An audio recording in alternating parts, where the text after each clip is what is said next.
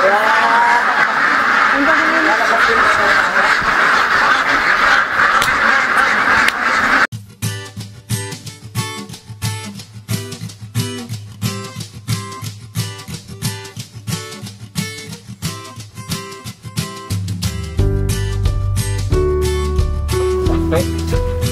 Mapagpalang araw sa ating lahat, mga totoong mga Inday, kaway-kaway! Yan!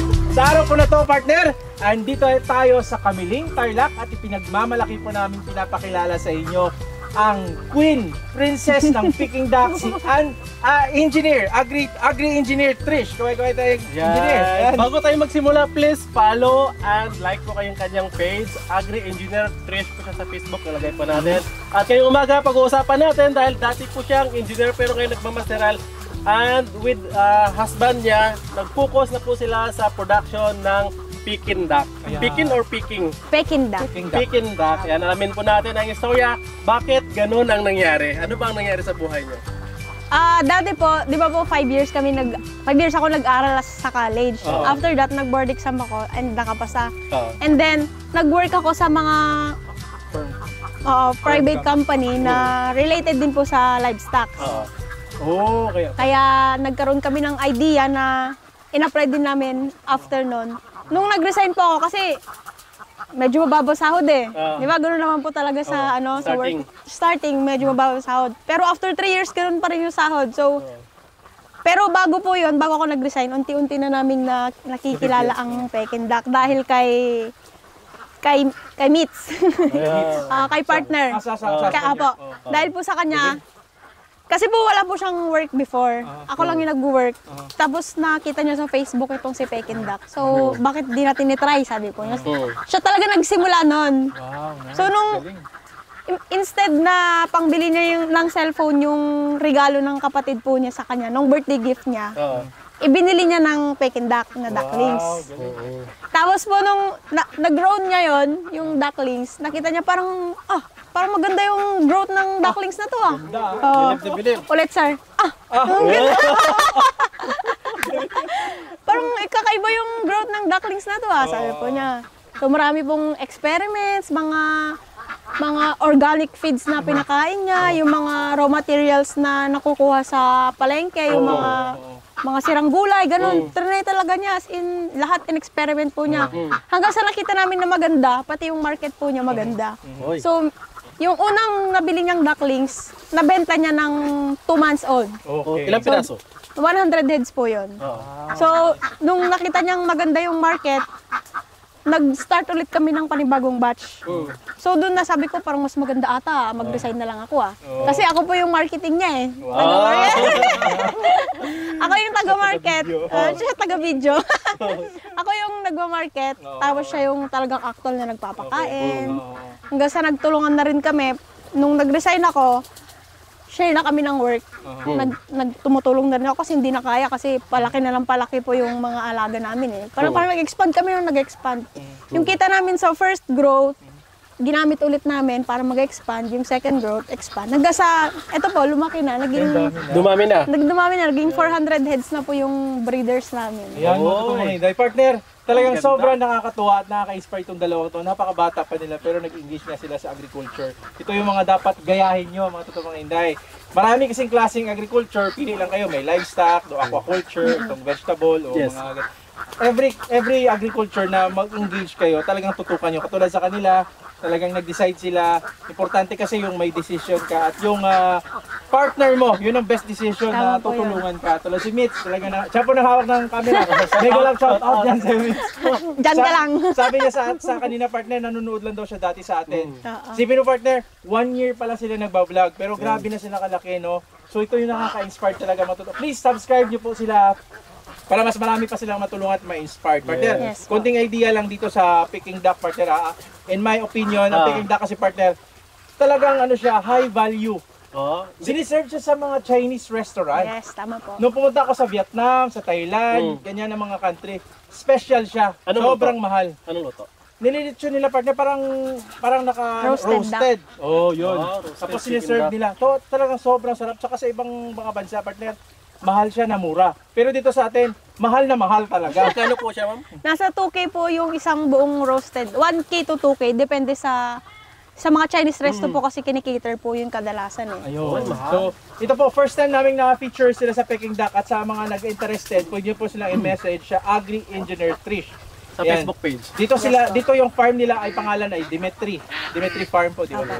Ayun, Engineer Trish, gaano ka-challenging yung pag-iwan mo yung talagang profession mo at samahan mo yung partner mo dahil nga dun, tingin mo na dun na talaga kayo. Gaano ka-challenging yun? Actually, hindi ko po siya iniwan. Parang related din naman yung course ko dito sa livestock farming. Ang nangyari lang, mas nag-engage kami talaga in our own, not sa mga company. Sabi ko nga po, trabaho ko ng trabaho, sipag-sipag ko sa trabaho, hindi naman tumataas yung kita. Tapos yung as ikaw, parang andun ka lang din, na-stuck ka na. Kaya mas okay, sabi namin na mag-put up kami ng sarili naming income na kung saan kami yung may control, hindi yung ibang tao. Tama. Kung masipag ka, mataas income mo. Para pag may sarili kang business, wala kang boss, kami yung boss. Diba? Pag gusto mo matulog, di matulog ka. Diba? Pag gusto mo magtrabaho, di magtrabaho ka. Ganun po. Pero syempre, tao lang tayo napapagod. Minsan, pahinga lang buong maghapon, pero walang day off pag ikaw yung may sariling business, walang day off, sir eh. Daily magwo-work ka, kaya mapipersa ka talaga din na mag-aasikaso ng mga alaga mo. Actually, si Mito nga po talaga yung talagang mas hands-on sa mga to. Umaga tsaka hapon siya yung nag-aasikaso. Ako lang Gaano po kasaya yan? Masaya, sir, kasi kumikita kami eh. Parang sa isang buwan, mga ilang ducklings ba tawag doon? Ducklings ang naipapalabas dito sa Dimitri Farm. Nasa 1,000 heads po. 1,000 heads. Partner, tanungin ko lang partner ano ba yung classification itong may breed ba siya o isa lang siya na klase na Peking Duck? May mga breed din po ang Peking Duck, sir. Pero itong sa amin ay Cherry Valley. Cherry Valley. Cherry Ano ba yung Valley? iba? May Grimod. Grimod. Ano na yung isa? Dalawa lang po eh. Dalawa lang yung po. kilala dito sa Pilipinas, dalawa lang. Okay, so yun yung pinadami nyo kasi mas mabilis siyang paramihin. Ayun, tapos family siya ng bebe. Bebe. Ano yun? Pato? Pato? Ilonggo kasi kami pa. Tatawa si Bebe. family ba sila ng Itik po. Itik. Okay. So itik, di ba, Bibi? Bibi. Bebe po, bebe. Masayahin ko sila dalawa kung na ano nyo lang po personally talaga ito dalawa to make. Meron talaga silang bond dalawa. Tsaka partner share ko lang konti lang partner papasok kami dito kanina, may nakapasok na mga kambing. Nakita ko yung post niya kahapon. Anli Bimbang. Inunahan mo naman ako eh. Oo nga, dong. Kinukuha ko pa yung timing. Yung kambing nila na upgraded. May pumasok na kambing na native. Nabingbangan yung isa. Nakalibre. Nakapost pa siya kapon 1,000 lang. Ano bimbang yung isa na libre na. Kainis ko. Lugi. Tapos ang bait ng aso niya, antok na antok. Hindi mo na nakatahol. Hindi nakatawan. Hindi ka tinulan, sir. Kung magnanakaw tayo, partner nakuha na lang. Ay, Nakuha na yung anglo. So yan mga totoo, balik tayo sa Peking Duck. Talagang partner nag-iisa sila na sobrang, kayo lang dito ma'am na mayroon ng Peking Duck na sobrang dami ano? Hindi naman, sir. Pero, Dito sa oo, Tarlac. sa Tarlac. Oo, sobrang dami kasi. So, gaano ka-challenging yung pag-alaga nito ma'am? Pares lang ba sa itik or may mga problems din sila na encounter? Anong solusyon na ginagawa niyo pag gano'n? Pagka sa Peking Duck, sir, kasi pinakaunang problem namin yung market talaga noon. Hindi siya kilala eh. Okay. So, unti-unti lang, sa Facebook, alam niyo naman po yung Facebook, matanda, bata, andun lahat, nanonood lahat eh. So, nag-start kaming mag-vlog 1 year ago. So, yun hiya-hiya sa mga voice over. Ba, ang pangit-pangit ang voice ko dito. Hanggang sa ulit-ulit na lang. Tapos hanggang nung tumagal, parang mas naging comfortable na po kami nagbablog. Kaya doon namin na-build yung market namin. Doon naman tumaas yung kita din. Yeah. Partner yung boses niya, partner yung si Kamangyan Vlogs. Oo, pareha sila malambing. Ay, malambing daw ako. Ilonggo. Ilonggo ata ako. Pero dito sa Peking Peking Duck, ano ba ang right location na pwede silang mag-start? Ano ba gusto nilang kopyahin yung ano nyo? Gusto nilang magkuha sa inyo, mag-alaga, magparaming. Ano yung right na location para sa ano? Dapat may sapa o ano, may fish pond, ano ba? Hindi naman kailangan din sir na may pond, pero mas okay kung meron. Kasi dito sa amin, medyo maluwang itong area namin. So, mas okay din naman na ganun. Pero pag mga backyards lang, kahit 20 heads, 30 heads, okay lang din yun, yung mga sa paligid lang nila. Yung ibang client ko po, pumapayag kami sa 20 heads, 30 heads na kumukuha sa amin ng ducklings. So, nabubuhay ba sila kung makakain lang ng damo? Like yung manok na native na parang backyard lang, halimbawa malawak yung area mo. Yes, Tapos, pakainin mo lang sila ng umaga, hapon, kapag hindi pa siya nangingitlog na stage, buhay din ba sila kumakain ng damo? Yes naman sir, pwede sila sa mga organic kagaya ng azola, ganon, Pero yung mga de agua. Yung mga damo sir, kumakain din sila, tinan nyo po. Nag-ano sila, nagbungot-ngot sila sa mga damo-damo. Okay Kaya lang din kalbo dito. Opo, okay lang din. Ang pinaka-importante lang during Breeding itlog, age. Tsaka yung first 2 months po nila, dapat kumain sila ng feeds para yung growth ng katawan nila maging fully grown. Build up talaga. Build up talaga. Ano ba pinaka-maximum size or weight niya ng pag adult size na? Nasa 3 to 4 kilos po. Anong Mas mga ilang buwan? Pag ganitong breeder age na po, nasa 5 months to 6 months, kaya na nilang umabot ng 3 kilos yung babae, tapos 4 kilos yung lalaki. Sa 4 months pa lang mangitlog na siya? 5 to 6 months po. 5 to Pero 6 yung months. 4 months, pwede na silang mag-start na mangitlog. Mangitlog? Nag-start na yung iba nun. Maganda yan, partner pala. So, kailangan mo lang talagang may shelter siya, parang may bahay-bahay Yes, sir. para doon sila Para safe din naman po sila. magpulik ng itlog. Kung wala, medyo alanganin. Kung wala sir, ikakalat nila, tapos tatabunan nila yung itlog nila. Ayaw nilang pinapakita sa tao yung itlog nila. So, ina-incubate nyo. Ini-incubate po namin sir. Yun yung isa sa strategy, partner. Partner, gagawa tayo ng isang video mamaya kay Mito or kay Mitz na talaga Sa yung mga incubator strategy nila, techniques nila, para at least ma-share niya kung yung mga ano nila nung bumili na sa kanila, para at least kung gusto nilang tingnan, malaman nila At saka sir, gumagawa siya ng incubator. Oy, So, nagbabenta kayo? Nagbebenta. Yung ibang kumukuha sa amin, package na. Parang 100 heads na ducklings, may kasamang incubator. Up Kaya, to ilang maximum capacity? ng incubator, sir. Kaya namin ng 1,000 capacity ng incubator. Nice, galing ah. Good for mga ilang na yan, breeder. Yung 1,000, sir, kahit mga 300 na breeder. Katulad nito Kasi sa dyan. inyo. Pero kulang pa rin yung 1,000 doon. So, ganito, sa Peking Duck, 5 to 6 months, pwede na silang breeder. Tapos, ilang years sila productive? 2 years po. 2 years tapos kakaling na. Ikakal na namin yung 2 years. Kasi meron pa namang mangingitlog ng mga 2 years and beyond. Pero mas okay na 2 years kal na talaga. Kasi baka lugi ka na. baka lugi na po Yung yun. time kasi Depende sa pangingitlog nila sa age na yun. Mag-decline na yun doon. Opo, nagde-decline na po sila doon. Ayun. So, yung partner, ibang level pala tong ganitong class. Pag start nyo dati, anong year yun? 2019 siya. 2016, 2019 po. 2019. Opo. Tapos ngayon, 2025 na, nag-start kayo ng ilang piraso?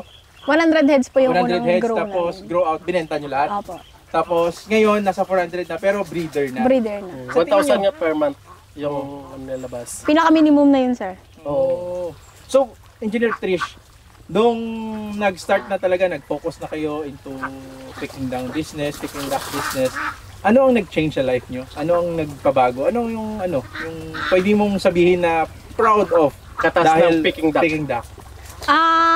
Kung dati, sir, sapat lang yung sahod namin sa work. Ngayon, nakakapag-share na rin kami sa family namin. Kapag Christmas, nakakapagbigay na kami sa mga pinsan, pamangkin, gano'n. Dati hindi, sakto lang sa'yo yung kwan mo eh. Sakto lang para mabuhay ba? 3 times a day na kumain. Pero ngayon, may pang-merienda na. Gano'n. Tsaka partner, kung gusto mong sumipag ang buhay mo, anong gagawin? Mag-anak ka. Kailangan ba? Sisipag ka talaga. Panggatas. Panggatas Sa atin talaga, naman, sir. kung gusto mong sumipag sa buhay, mangutang ka. Hulugan. So yun po, nakaka-inspired lang dahil itong nag-asawang to, si Trish, Engineer Trish, at si Mito, ay nagtutulungan sa farm. So pwede nyo pong kopyahin yung mga diskarte nila. Kailangan maging masaya lang. Parang happy lang talaga sila. Good vibes talaga. Pagpasok namin, ay sir, ganito ganyan. Talagang bite nila, tapos accommodating sila. So ganun talaga sa farm, no? Magiging productive yung farm mo, magiging well-developed, pag yung pagsasama nyo kasi hindi lang dapat na nagtutulungan, naging happy kayo sa environment. So magiging happy din yung production tama nyo, po. yung produce nyo, yung mga alaga nyo. So yun sa tingin namin, yun yung isa sa mga technique din. Opo, tama po yun. Diba? Kasi kung masaya ka na nag-aalaga, parang masaya din sila eh. And I'm happy po sa kanila dahil nga siyempre, even nagmamaster po si Engineer Trish is sapat na siguro sustainable na yung income sa Peking duck na makasupport sa daily needs. Yes po. Ayun. Talagang wala kaming trabaho ngayon. Nag-focus lang talaga kami sa farm. Peer! Pareho Kami kayo. din! Mga unemployed. Ayan. So, partner, tanungin ko lang sa kanila, kasi yung business nila since 2019, 2025 na tayo ngayon. Engineer Trish, ano yung mga future plans sa inyong Dimitri Farm? May Siyempre, yes po. yung mga future plans, sir, syempre, more expansion. Nice. Na, ganun. Tapos gusto namin, yung mga client namin na kumukuha sa amin, ganun din, mag-grow din sila. Kasi yung mga clients, sir, na kumukuha sa amin, may mga tutorials kami na binibigay para pati sila maging successful sa farming. Okay. Para hindi lang kami yung nagpo-produce ng ducklings, Tama. pati sila. Tama. Para lumaki yung market ng Tama. Peking. Nag-seminar po kayo? Hindi pa sa ngayon, sir. Pero parang one-on-one call sa mga client po namin. Parang mentorship Tutorials. or Mentorship po, consultation. Kahit hanggang makapagpaitlog sila, tumatawag sila sa amin. Okay. So, yun. Very, dapat talaga nakatutok, partner. Yes po. Maganda. Pero meron ba yan sa atin? Hindi ako nakakita ng Meron, ganito sa ako personally meron. Kasi alam ko yung Peking duck eh. Oo. Kasi pag pupunta ko, first natikim ko na Peking duck when I was in Taiwan. Talagang pinunta ko yung, nagbebenta sila sa parang regular lang sa kanila sa Street palengke. food, parang Oo. po nila. So, bumili talaga ako doon, partner. Hindi ko naman maubos yung buo. Half lang yung binili ko. Pagka uwi ko, ako lang na din nagkain. Pero Sarap sarapan ako. Kaya nung pumunta ako na ibang bansa pa ulit, sa Thailand, sa Vietnam, ganun. Naghanap ako ng Peking duck kasi mura sa kanila. Dito sa ating partner, pag pumunta ka ng restaurant, talagang espesyal yung pag nila yan. Anong lasa? Baby or pato? Iba ang lasa niya, hindi mo siya ma-compare. Manok? Hindi. Hindi, iba talaga ang lasa niya. Matitikman mo mamaya, sir. Ay! So yun po, ako share ko lang po sa inyo kasi sa mga nakakaalam sa tagapanood po namin, pag wala kayong panghanda, Nanood ng vlog ko. kung bumili kayo ngayon, December 25, sigurado may na kayo. Kaso malayo-layo naman sa atin, pre. Malayo-layo, hindi pwede. Kaya hindi. Kasi siyempre na basta pag bumili kayo December, meron kayo pang handa. So kung gusto nyong matikman yung Peking duck, siyempre, puti swerte yan. Ang gaganda, di ba? So, pwede baka ma-consider nyo, pero parang wala na tayo ng Peking duck. Ubus na kasi po, 2 months na order ata na no? Pero pwede Nakabook pang eh. magpa-reserve naman, sir. Para para pagpunta nila dito, available agad. Available yun. Hindi, At least naka-line up at na. least naka-line up na. Yes. Yung number nyo ba na nakontak ko, pwede yung ma-flash na makontak Yes, mo sir. na? Ayos lang Ayun, po. Kaya nilagay ko po sa dito mismo sa video mga idol at saka sa description yung number po ni Engineer Trish po. Kung gusto niyo naman mag-message sa Facebook, baka hindi kayo ma-replyan dahil tambak din sila sa matambakan message. Doon meron din silang mga contact number, pwede doon. Agri Engineer Trish. Tama. Yes. So, yan. Mega love shoutout dyan kay Sir Juan Agriventure. Siya po Yes, nag-introduce Giancarlo. sa kanya. Dito kami ngayon. Ma'am Lalaine, thank you so much. At Ma'am, Engineer Trish, ano bang pwede mong ma-advise sa mga young farmers, growers, saka agriculturists na agriculture na gustong mag-engage katulad sa'yo? Yun nga po, sa mga gustong mag-engage po sa amin, pwede nyo nang subukan ngayon. Kung nasa isip nyo magsisimula, gawin nyo na ngayon na para matry nyo at makita nyo rin kung ano yung magkagandahan ng Peking duck. Ayun. So malapit na po mag-December mga idol. Pwede na po kayo makasubok makapag-line up. Ayan. So, sa farm po ng Dimitri, hindi lang po Peking duck. Meron silang mga bower, may mga kambing sila, may mga alaga sila, may baka, may mga Rhode Island Red, yun. So, iba't ibang klase. At may mga puno ba kayo dito ng mga ano ba mga fruit? Mangga. dito. Mangga po. Manggahan. So, yan, pwede pa sila magbisita dito, engineer. Pwede naman po, basta tumawag lang po muna sila. Tumawag kayo kasi kami tumawag din. Walang excuse. Kasi baka mamaya pagpunta nila may mga delivery kayo sa ibang lugar. Opo, tama. Masayang yung oras din nila. Tama, exactly po. So yan, maraming salamat po sa inyo, maraming salamat Engineer Tricia. Thank you, I-video thank na namin si Sir Mito para sa mga strategies and techniques nyo sa pag-aalaga. Para hindi magtampo. Kanina pa yan siya eh, ganun ko ma. Ganun. Nagpra-practice na yan. sir bago kayo dumating. Sabi niya nga. Yan. Maraming salamat po mga idol sa nagustuhan niyo yung ating video. Luzon, Visayas, Mindanao. Naikot na po namin ni partner at saka sa ibang bansa din po. Lahat ng mga diskarte, mga kaalaman, technique sa farming at saka inspiring stories like kay Engineer Trish. Yan, binabahagi po namin sa inyo soon. Yung story nyo naman po ang mabahagi po namin. Kung nagustuhan nyo ating video, please like naman po mga idol. Mag-comment sa baba kung ano yung mga katanungan sa mga inquiries po. Please direct message na lang po. Ilalagay po natin yung number ni Engineer Trish. Yan, at saka i-share na yung ating video para marami po makapanood. Yan, tandaan nyo po mga totoo mga hinday, iba't ibang diskarte, iba't ibang farming techniques at iba't ibang farmer hero. Ngayon po sa araw na ito, talagang nakaka-inspired at natutuwa at nagagalak ako at pati partner dahil na-meet namin si Agri Engineer Trish, talagang isa sa mga young farmers, young growers at nakakaiba yung kanyang pag-aalaga ng Peking duck. The only pa lang, first time namin na-upload to. So, mula yan dito sa Dimitri Farm, dito sa Kamiling, Tarlac. Maraming salamat sa inyo. Happy farming! Bye-bye mga totoong mga hinday. Subscribe nyo siya. See you sa susunod na video. Thank you. Jolly person. Ito Mas naman jolly to, sir.